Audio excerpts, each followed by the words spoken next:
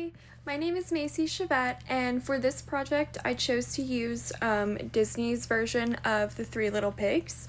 And I chose this for a few different reasons.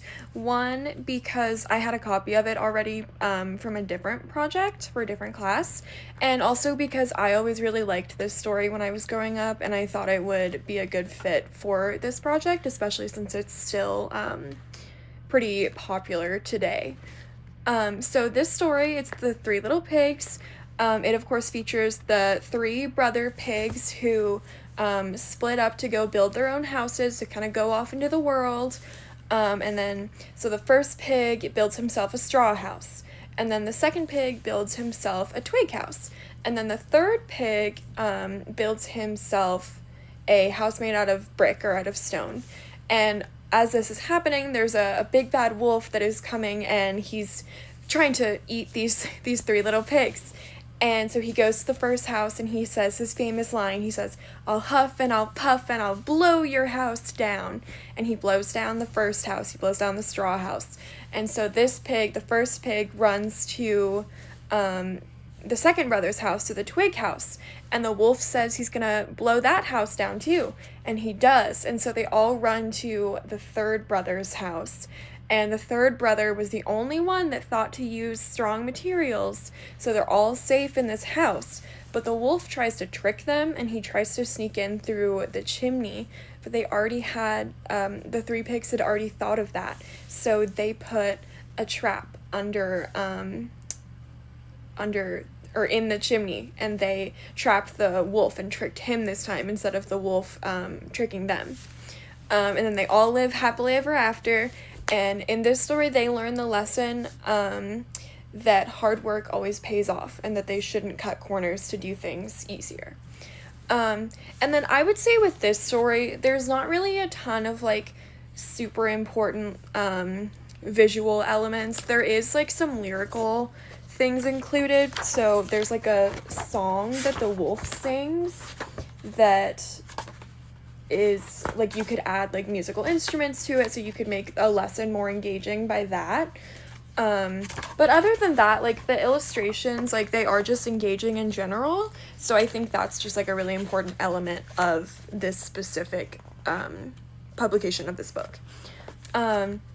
So the activity that I kind of created or decided to use for this book is a social emotional activity, and essentially it is teaching students how to recognize and label their own emotions by recognizing those same emotions or similar emotions in the characters in The Three Little Pigs. So for this project, or for this lesson, the teacher would start by reading the book to the students and then asking them what emotions they think each of the characters might be feeling, and just to think about that while they read the story again.